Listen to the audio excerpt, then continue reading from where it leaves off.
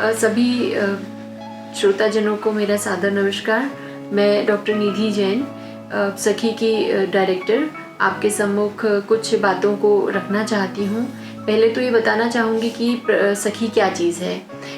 कुशलगढ़ नगर में, जो कि दक्षिणी राजस्थान का सबसे अंतिम छोर है, जहाँ की सीमाएं गुजरात और मध्य प्रदेश राज्यों से जुड़ी हैं, उस जगह पे हमने एक प्रोजेक्ट शुरू किया है जिसका नाम है सखी, जिसमें अभी तक 3153 महिलाओं ने ट्रेनिंग ली है। और चूँकि कोरोना के समय में जब आर्थिक संसाधन सब तरीके से बंद हो चुके थे, लोग बाग अपने रोज़गार को लेकर परेशान थे, उस समय में इस प्रोजेक्ट ने किस तरह से महिलाओं को एक संबल प्रदान किया और उन्हें आत्मनिर्भर बनाए रखने में किस तरीके से मदद उपलब्ध कराई, इस कम्युनिकेशन के माध्यम से मैं आपके सामने ये रखना चाहती हूँ। सामान्य तौर पर हमने पिछले 3-4 सालों में, यह 3-4 सालों का जिक्र इसलिए कर रही हूँ क्योंकि यह जो योजना है, सखी योजना, वो प्रतिध्वनि संस्थान के अम्ब्रेला के अंतर्गत 31 मार्च 2016 से कार्यरत है। और 31 मार्च 2016 से लेकर अब तक हमने 3153 महिलाओं को ट्रेनिंग दी है। सबसे अच्छी बात यह है कि हम कोरोना के समय में भी लगातार रूप से महिलाओं को रोज़गार देने में सफलता की ओर अग्रसर रहे हैं। उस बात को मैं आपको इस तरीके से दर्शाने का प्रयास करूँगी कि हमने महिलाओं को किस तरीके से आर्थिक संबल प्रदान किया है। तो कुछ सक्सेस स्टोरीज़ हैं लेडीज़ की और गर्ल्स की, जो मैं आपके सम्मुख रखना चाहती हूँ, वो आप देखिए। इस प्रोजेक्ट के अंतर्गत महिलाओं को सिलाई, कढ़ाई, बुनाई, क्ले पेंटिंग, मेहंदी, सारी चीज़ें हम सिखाते आए हैं हमेशा से। और हमने काफ़ी सारी महिलाओं को ट्रेन किया है, उनको आर्थिक संबल प्रदान किया है। और इस प्रोजेक्ट ने 2 तरीके से काम किया है। एक तो ये कि हम महिलाओं को प्रतिध्वनि संस्थान के माध्यम से ही काम देते हैं कि वह हमारे इंस्टीट्यूट पे आती हैं और अपने रोज़गार का काम करती हैं, चाहे वो सिलाई का हो, बुनाई का हो, कढ़ाई का हो, और उसकी आमदनी उसे संस्था के द्वारा ही प्राप्त होती है। दूसरा तरीका ये है कि जो महिलाएं स्वतंत्र रूप से अपना रोज़गार बनाना चाहती हैं, चाहे वो सिलाई की अपनी दुकान लगाना चाहें या अपना और कोई रोज़गार करना चाहती हैं, तो हम उन महिलाओं को साथ देते हैं। जैसे उन्हें कुछ लोन दे देते हैं ताकि वे अपनी मशीन खरीद सकें। कुछ अधिकतर महिलाएं इसमें ऐसी भी हैं जिनको हमने मशीन दी है, उनकी दुकान खुलवाई है। ऐसे कई सकारात्मक उदाहरण हैं कि वे महिलाएं आर्थिक तौर पे संबल हो गई, या ये कहें कि आत्मनिर्भर हो गई। क्योंकि हमारा जो कहना हमेशा से रहा कि सखी एक कदम आत्मनिर्भरता की ओर, ताकि महिलाएं अपने कदम पे ही खुद खड़ी हो पाएं, वे किसी भी तरीके से निर्भर ना रहें और अपने परिवार को बहुत सुचारू रूप से आर्थिक तौर पे मजबूती दें और अपने बच्चों को अच्छी शिक्षा प्रदान करें, अपने परिवार का देख रेख पालन पोषण बहुत अच्छी तरीके से करें। यही इस प्रोजेक्ट का एक मकसद है। और दूसरा मकसद ये है कि यहाँ से जो पलायन हो रहा है, जैसा मैंने कहा आपको कि गुजरात और मध्य प्रदेश की सीमाएं कुशलगढ़ से मिलती हैं, तो जो पलायन का रेट है वो बहुत ज़्यादा है गुजरात की तरफ। और हमारा ये मकसद है कि पलायन को रोका जाए, क्योंकि हमने लॉकडाउन में देखा कि कितने मजदूर पैदल चल के गुजरात से, महाराष्ट्र से और भी कहाँ से अपने घरों में पैदल चल के छुपते छुपाते अपने गाँव में आए। कितना अच्छा होता कि यदि उन लोगों को अपने ही स्थानीय स्तर पे और अपने गाँव में, अपने नगर में ही यदि रोज़गार मिल जाता, या सरकार, राज्य सरकार या केंद्र सरकार ऐसी व्यवस्थाएं उनके लिए मजबूती से उपलब्ध करा पाती, तो आज मजदूरों की जो बुरी हालत हुई है शायद वो हमें ना देखनी पड़ती। लेकिन हम इस मामले में गर्व महसूस करते हैं कि हमारी संस्था की जो महिलाएं थी और लड़कियां हैं, उन्होंने घर में रहकर ही काम किया और अपनी आमदनी को जारी रखा। अब मैं आपके सम्मुख कुछ ऐसे उदाहरण प्रस्तुत करना चाहती हूँ, क्योंकि मैंने पहले कहा आपसे कि महिलाओं ने अपने खुद पैसा कमाया और किस तरीके से कमाया। चूँकि ये संस्था टेक्सटाइल पे काम करती है, हमेशा से कुर्ते, ड्रेसेस, कढ़ाई, लेकिन अब कोरोना की वजह से बाज़ार की जो आर्थिक मंदी थी, उस आर्थिक मंदी को ध्यान में रखते हुए कोई भी सामान बिक नहीं रहा था। लेकिन फिर भी संस्था के बोर्ड ने और संस्था ने ये डिसाइड किया कि हम महिलाओं को रेगुलर काम देंगे, उन्हें हम काम से वंचित नहीं करेंगे, क्योंकि वो हमारे सखी में, हमारी संस्था में बहुत मजबूती से विश्वास रखती हैं और उस विश्वास को तोड़ना हमें गवारा नहीं गुजरा। इसलिए हमने मास्क बनवाए, महिलाओं को काम दिया और मास्क बनवाने से लेकर हर महिला को काम मिला। हमने उसके ऊपर एम्ब्रॉयडरी भी बनवाई, हमने उस मास्क के ऊपर पेंटिंग भी करवाई, उसके ऊपर तरह तरह से कशीदाकारी भी की। तो हर एक महिला को हमने काम दिया और कोशिश ये की है कि ज़्यादा से ज़्यादा महिलाओं को मेहनताना प्रति माह 5,000 से 35,000 रुपये तक कोरोना के समय में प्राप्त हुआ। और उसके कुछ उदाहरण मैं आपके सम्मुख रखूंगी, जैसे कि मैं यहाँ नाम परिवर्तित कर रही हूँ कुछ महिलाओं के और बालिकाओं के, क्योंकि कहीं ना कहीं वो हिचक है उनमें कि यदि वो नाम जनता के सम्मुख आए तो वो ठीक नहीं होगा। तो जैसे एक सौम्या खड़िया करके एक लड़की है जो घरों में बर्तन साफ़ करने का काम पहले किया करती थी, लेकिन हमने उसकी काउंसलिंग की और उसे समझाया कि यदि आप अपने पैरों पे खड़ी हो गई, आप कुछ हुनर सीख गई, तो आपको ये काम आगे करने, निरंतर करने की आवश्यकता नहीं है। और उसका परिणाम, उस काउंसलिंग का परिणाम ये हुआ कि उस कन्या ने हमसे हुनर सीखा और आज जब कोरोना के समय में इतना आर्थिक संकट था, लोगों ने घरों में काम वाली बाइयों को बुलाना बंद कर दिया, उनके आर्थिक स्रोत खत्म हो गए थे काम करने के, तो उन लड़कियों ने मास्क बनाए। और मास्क बनाने के लिए चूँकि लॉकडाउन इतना कठिन था हमारे यहाँ कि पुलिस की स्वीकृति नहीं थी कि आप कहीं भी जाएं, कहीं भी आएं, किसी भी तरह से कहीं भी आप सोशल गैदरिंग करें, क्योंकि पहले तो इंस्टीट्यूट पे लोग आकर के काम कर लेते थे, उन्हें मशीनरी, सिलाई मशीन वगैरह उपलब्ध हो जाती थी। लेकिन ये समय जो ऐसा था कि हम उस समय में उन्हें मशीनरी कहाँ से उपलब्ध कराते, क्योंकि कुछ बालिकाएं और महिलाएं ऐसी थी जिनके घर पे सिलाई मशीन नहीं थी। तब हमने पुलिस और प्रशासन के और नगर के जो हमारे जनप्रतिनिधि हैं, मीडिया के जो कर्मी हैं, उन सब की मदद से उन लड़कियों के घर पे मशीन पहुंचवाई और मशीन पहुंचवा करके उन लड़कियों ने घर पे सिलाई का काम किया। और हमें प्रशासन ने इस बात की छूट दी थी कि वो कपड़ा वहाँ तक पहुँचाए और वहाँ से कपड़ा फिर कलेक्ट करे और मास्क कलेक्ट करे और जिन भी ज़रूरतमंदों को मास्क की आवश्यकता हो वो संस्था के द्वारा पहुँचाए गए। तो इस प्रकार से उन लड़कियों को भी रोज़गार प्राप्त हुआ और उनकी आर्थिक स्थिति को भी संबल मिला।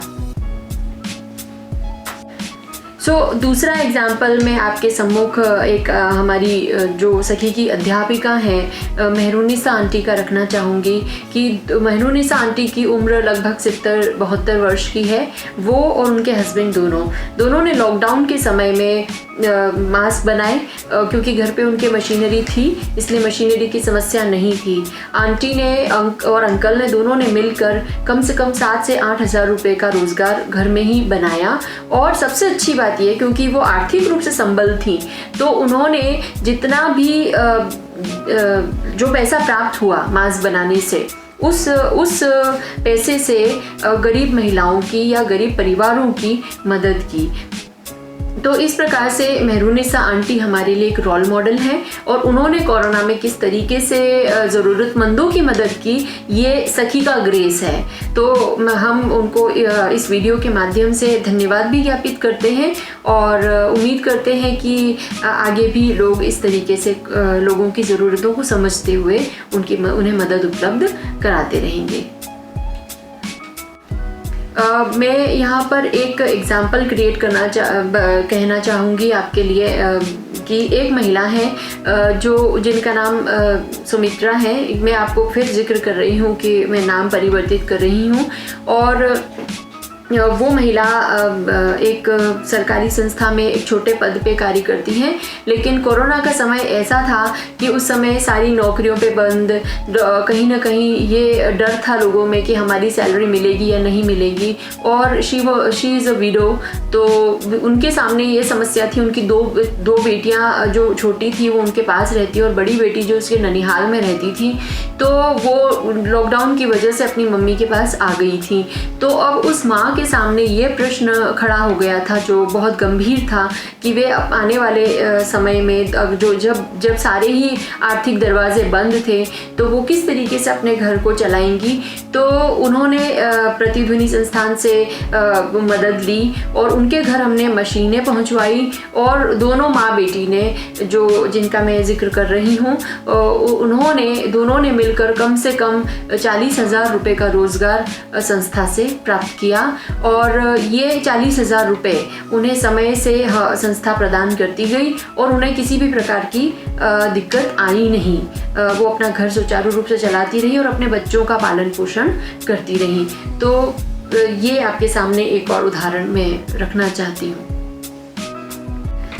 प्रश्न सिर्फ नगर की महिलाओं का नहीं था, क्योंकि कुशलगढ़ विधानसभा क्षेत्र में जो 33 ग्राम पंचायतें हैं वहाँ से हमारी संस्थान में काम करने के लिए लड़कियाँ और महिलाएं आती हैं, तो प्रश्न उनका भी था। मैं एक और आदिवासी महिला का उदाहरण आपके सामने प्रस्तुत करना चाहूँगी, क्योंकि नवंबर और दिसंबर 2019 में हम महिलाओं के साथ बहुत सख्त हो गए थे और हमने बहुत मेहनत के साथ और सख्ती के साथ उन्हें ट्रेनिंग दी। लेकिन हम ये नहीं जानते थे कि जनवरी, फरवरी और मार्च ये सारे महीने इस तरीके से महामारी के साथ हमें स्वागत करने के लिए खड़े हैं। हम इस बात को नहीं जानते थे। तो हमने उन महिलाओं को, जब नवंबर से जिसका कोर्स शुरू किया था, उन महिलाओं को हमने 4-4 घंटे, जहां हमारा ट्रेनिंग का समय 2 घंटे कढ़ाई के लिए और 2 घंटे सिलाई के लिए था, तो हमने वो सिर्फ 2 घंटे नहीं रखा। हमने उन महिलाओं को 5 से 6 घंटे तक का प्रशिक्षण दिया और उस प्रशिक्षण के माध्यम से थोड़ा हम सख्त भी हुए। उसका परिणाम ये हुआ कि वो महिलाएं, जो 6 महीने का कोर्स था, वो 2 से 3 महीने में सीखने लग गई और तैयार हो गई सिलाई के लिए। अचानक से जब फरवरी में महामारी आई और मार्च में इस तरीके से पूरा लॉकडाउन लगा दिया गया, तो उन महिलाओं ने अपने ही गांव में चूंकि उनके पास मशीनें उपलब्ध थी, या जिनके पास मशीन उपलब्ध नहीं भी थी, तो उन्होंने गांव में कैसे भी करके मैनेज किया और मशीन और कपड़ा उन्होंने उपलब्ध अपने स्वतः प्रेरणा से लिया और मास्क बनाए, और वो मास्क जीवन रक्षा के लिए काम आए। और उन्होंने स्कूल के बच्चों को और कई सारे जो स्वयंसेवी, कई सारी संस्थाएं हैं, जैसे टीचर्स हैं या जो सर्वे करने वाले लोग आ रहे थे, डॉक्टर्स थे, नर्सेस थे, उनको अपनी तरफ से बांटे। सो उनको भी मैं सखी की तरफ से उन महिलाओं के जज्बे को धन्यवाद ज्ञापित करना चाहती हूँ। और मैं उस महिला का नाम यहाँ लेना चाहूँगी, उसका नाम है चंपा कटारा, और ये आदिवासी महिला है और इन्होंने जो काम किया वो काबिले तारीफ था। और इस महिला ने कम से कम 2000 से 3000 मास्क बनाकर अपने ही गांव के लोगों को बांटे। सो थैंक यू चंपा जी, मैं आपका इसके लिए आभार व्यक्त करना चाहूँगी। इस प्रकार से सिर्फ एक महिला नहीं है, काफ़ी महिलाएं हैं। मैं यहाँ पे विशेष तौर पे दीपा मंडल विश्वास का जिक्र करूँगी। दीपा जी हमारे यहाँ पहले कढ़ाई का अध्यापन कराती थी, लेकिन बाद में जब कुछ आर्थिक मंदी हुई, उनके हाउस होल्ड का काम रुक गया, तो हमने यह सोचा कि क्यों ना उन्हें दुकान खुलवाई जाए। इसके लिए मुझे नगर के गणमान्य लोगों का और जनप्रतिनिधियों का पूरा साथ मिला और हमने उनकी एक दुकान उनकी मदद से खुलवाई और उन्हें सिलाई मशीन हमारी संस्था के द्वारा इनाम में दी गई, जिससे कि वो अपना रोज़गार संचालित कर पाएँ। और उन्होंने अपना रोज़गार उससे जारी रखा। उन्होंने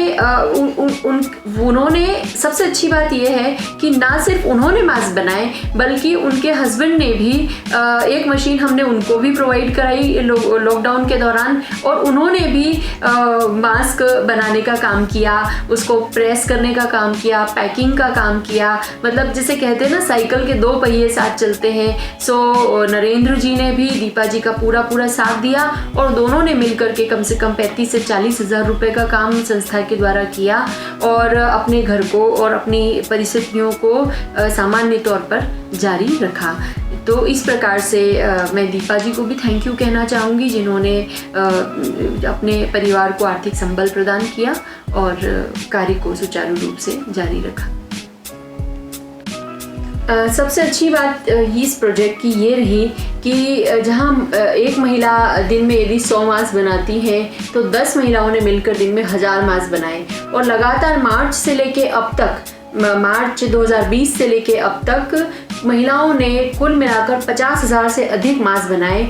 ये प्रतिध्वनि संस्थान की महिलाओं की हिम्मत है जिन्होंने इतने बड़े नंबर में लोगों के लिए मास्क बनाए और ज़रूरतमंदों में उन्हें बांटा।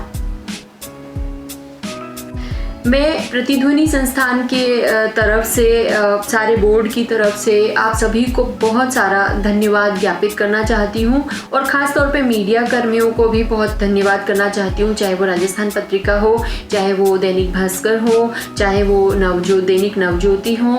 सभी स्थानीय पत्रकारों ने, फर्स्ट इंडिया न्यूज़ हो या गोफन टीवी हो, सभी लोगों ने हमारी कवरेज को बहुत बहुत सुंदर तरीके से प्रस्तुत किया, क्योंकि हर आदमी यह चाहता है कि हमारे नगर की महिलाएं अपने पैरों पे खड़ी हों और अपना विकास, स्वतः विकास करें। लेकिन आने वाले समय में जो समस्याएं हमारे सम्मुख हैं वो भी मैं आपके सम्मुख रखना चाहूँगी कि इन्हीं महिलाओं को आगे बढ़ाने के लिए और इन्हें आर्थिक संबल प्रदान करने के लिए हमारी संस्था को आर्थिक मदद की निहायती आवश्यकता है, जिसके लिए हम कई बार राज्य सरकार और केंद्र सरकार के पास गए, लेकिन कोई बहुत ज़्यादा उम्मीदें रखना हमें उससे ठीक नहीं लगता। यहाँ पर मैं नकारात्मक बात ज़रूर कर रही हूँ, लेकिन हमें स्थानीय स्तर पे जो काम करने हैं उसके लिए आर्थिक तौर पे भी मजबूती लानी होगी और सस्टेनेबिलिटी लानी होगी। उसके लिए हमें आप सबका साथ चाहिए और उसके बिना हम इस चीज़ को नहीं कर पाएंगे। तो मेरी सभी से यह उम्मीद है कि आप इस संस्था को ज़रूर विज़िट करेंगे और हमें जो भी आपसे बन सके, जिस भी प्रकार की मदद आप हमें उपलब्ध करा सकते हैं, आप ज़रूर कराइए। और मैं पुनः सभी जनप्रतिनिधियों का और जो भी हमारे सखी के सपोर्टर्स हैं, सभी महिलाओं का, सभी प्रशासनिक अधिकारियों का तहे दिल से धन्यवाद ज्ञापित करना चाहती हूँ। धन्यवाद।